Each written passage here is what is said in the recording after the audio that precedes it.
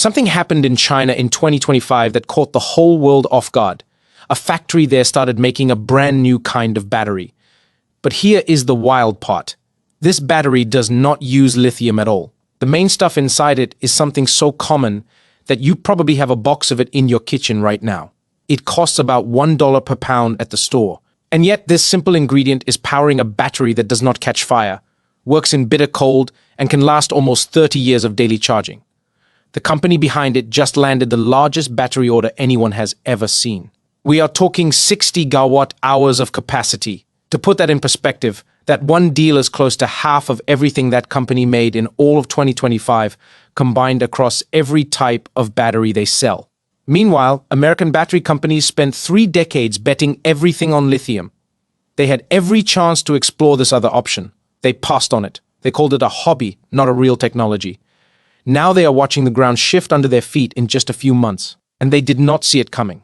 If you like videos like this, please hit the like button because these take a ton of work to put together, and subscribe so you do not miss the next one. The story you are about to hear is about how China found a way around lithium while America was busy looking the other direction. The ingredient was hiding in plain sight the whole time, and the company that made it happen is one most Americans have never even heard of. But before we get to that company and that massive deal, you need to understand why lithium ruled the world for so long and why nobody thought anything could ever take its place. How lithium took over everything. Think back to the early 1990s. Phones were the size of bricks. Laptops weighed as much as a bowling ball. A video camera battery gave you maybe 1 hour if you were lucky. The idea of a phone that fit in your pocket and lasted all day sounded like something from a movie. Nobody could squeeze enough energy into a small enough space without making the battery so heavy it was useless.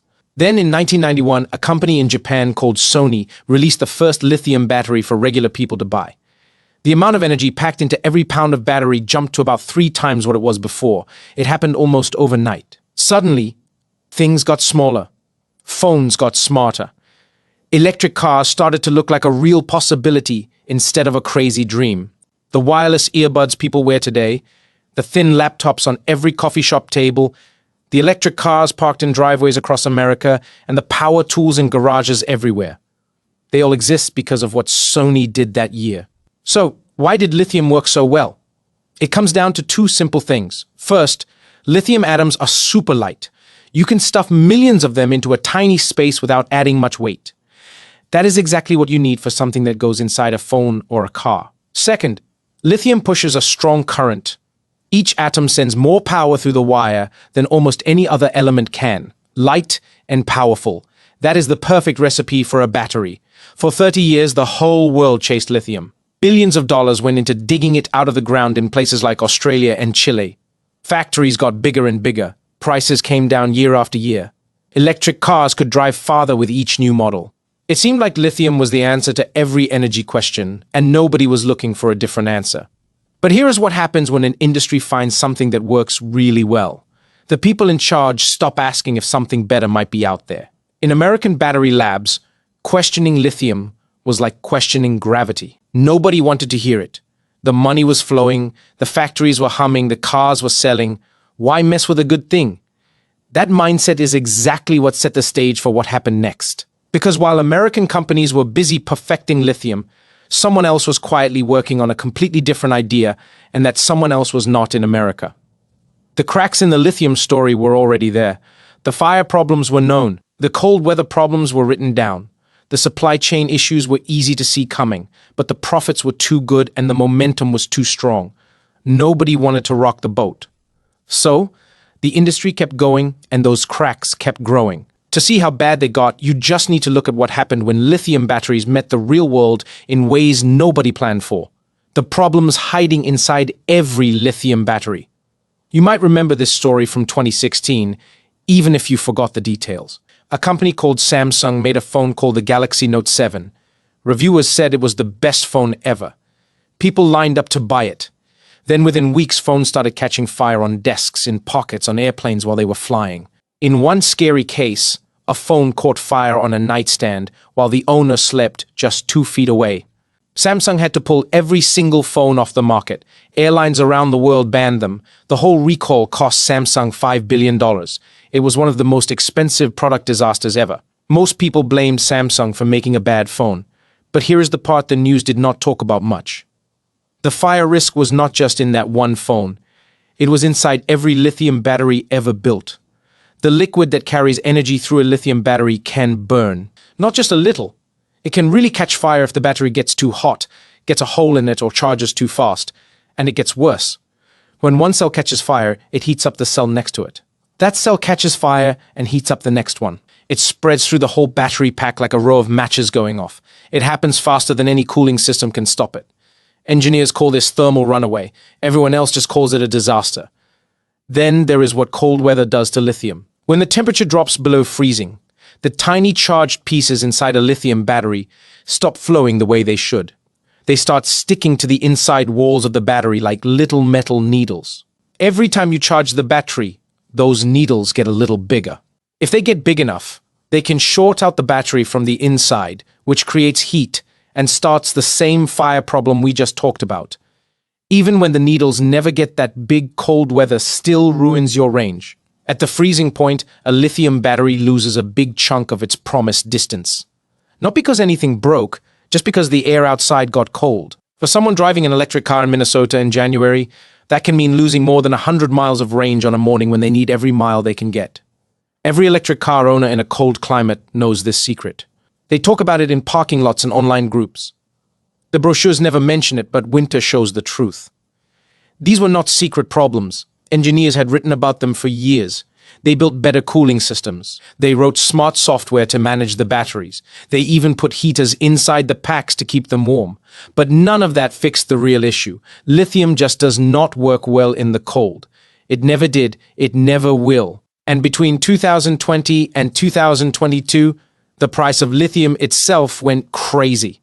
It jumped to 8 times what it cost before in just 24 months. Then in 2023, it crashed by 70% in 1 year. The industry had built the future of clean energy on something that changed price like a roller coaster. American companies kept pushing lithium anyway, but across the Pacific someone was paying attention to those cracks and they were about to do something about it. The answer had been sitting right under everyone's nose for 60 years. The battery ingredient America left behind. Here is something most people do not know. Long before lithium became the star of the battery world, scientists in the 1960s were looking at a totally different element. This element sits right below lithium on the periodic table. It acts in a lot of the same ways, and there is more of it in the ocean than almost anything else. You know it as table salt. The science word for the useful part of salt is sodium. The first rechargeable battery that packed a lot of energy was not a lithium battery. It was a sodium battery. Ford Motor Company built it in 1966. It was cool to watch in a lab, but it had one huge problem. It had to run at about 300 degrees Celsius. That is hot enough to melt lead. Nobody was going to put something that hot under the hood of a family car. So the idea sat there, interesting, but useless in the real world. Then, in 1972, a scientist named Stanley Whittingham figured out how to make a lithium battery work at normal room temperature. That one discovery changed everything. Lithium jumped ahead of sodium and never slowed down. When Sony started selling the first lithium batteries in 1991, the race was basically over. Over the next 30 years, more than $1 trillion went into lithium technology all around the world. Sodium got put on a shelf. Not because someone proved it was worse, just because nobody wanted to spend the money to prove it could be better. But sodium had one problem that drove researchers crazy for 40 years. Sodium atoms are about 35% bigger than lithium atoms. Inside a battery, atoms have to slide in and out of a storage material over and over without breaking it. Lithium fits perfectly between the layers of graphite, which is the stuff inside your pencil. The fit is so good that lithium can go in and out almost forever without wearing anything down. Sodium atoms were just too big. Every time one tried to squeeze into graphite, it cracked the structure apart. After a few hundred charges, the battery was dead. The energy was there. The chemistry worked, but the storage material could not handle the size of the atoms. That one problem shut down sodium battery research for 40 straight years. American companies looked at it and said, no thanks. They had lithium working and lithium was making them money. Why risk billions on salt? But not everyone felt that way. A small team in Canada found something in the year 2000 that would eventually change the whole story. There was no big announcement, no headlines, just a quiet discovery in a quiet lab. It would sit there for another 20 years before the right company came along, picked it up, and decided to spend the money that nobody in America was willing to spend. That company was not in Detroit or Silicon Valley. It was in China, and it was about to do something the whole battery industry said could not be done. The discovery that changed everything. Let us go back to that Canadian lab in the year 2000. A team was working with a material called hard carbon. Hard carbon is made by heating up plant waste and similar stuff to super high temperatures in sealed containers with no oxygen. It sounds fancy, but what comes out looks nothing like the neat, tidy graphite in a pencil. Graphite has clean layers stacked up like a deck of cards. Hard carbon is a jumbled mess. It has pockets and gaps of all different sizes scattered everywhere. Under a microscope, it looks like someone shook a box of carbon atoms and they froze in place. It is messy. It is random. It does not look useful for anything precise, let alone a battery. But here is where the accident turns into history. Those messy pockets happen to be just the right size to hold sodium atoms. Sodium can slide in and out of hard carbon thousands of times without breaking anything because there is no neat structure to break. The atoms just drop into whatever pocket fits them. When the battery gives out power, they slide right back out. It is that simple. The problem that had stumped the smartest battery researchers for 40 years suddenly had an answer. And the answer had been sitting in that lab the whole time. It was not a new element. It was not a new idea. It was just a different kind of carbon that nobody had tried with sodium until this team gave it a shot. But there was a catch, and it was a big one. Hard carbon soaks up moisture like a sponge. The same messy structure that makes it good at holding sodium also makes it grab water. Even a tiny bit of water inside a battery reacts with the liquid in there and creates gases that ruin the cell from the inside out. In a lab with small batches and careful handling, you can keep things dry enough. But in a factory making thousands of batteries a day for cars and power grids, this was a totally different problem. You cannot guarantee that every single battery comes out perfectly dry. The risk was too big. The cost of getting it wrong was too high, and the money needed to solve it was more than any university or small company could handle. So for 20 years, the discovery just sat there. American labs wrote papers about it. Japanese companies did small tests. European schools asked for grants. Everyone thought the science was interesting. Nobody wanted to put down the billions of dollars needed to turn it into a real product. The potential was obvious to anyone who read the research. But potential does not build factories. Potential does not put batteries in cars. What was needed was a company with deep pockets and a willingness to take a risk that everyone else had passed on. American companies had the money. They chose not to use it. They stuck with lithium because it felt safe. But one company in China was about to look at the same research, see the same potential, and make a bet that would leave the entire American battery industry speechless. How a Chinese company quietly won. The company is called CATL. The full name is Contemporary Amperex Technology Company Limited. They are based in Fujian, China. They are the biggest battery maker on the planet by a wide margin. But if you stop people on the street in any American city and ask them about CATL, most of them would have no idea what you were talking about. Around 2015, CATL made a choice that looked completely crazy to anyone watching from the outside. They decided to spend about $1, $5 billion over 10 years to solve the hard carbon problem. American battery companies were putting their money into lithium, building bigger factories, and making lithium cheaper. CATL was putting money into something the rest of the world had laughed off as a science fair project. Then they started solving problems one by one, and the details that came out later surprised everyone. Their first big fix was changing the surface of the hard carbon so it would push water away instead of pulling it in.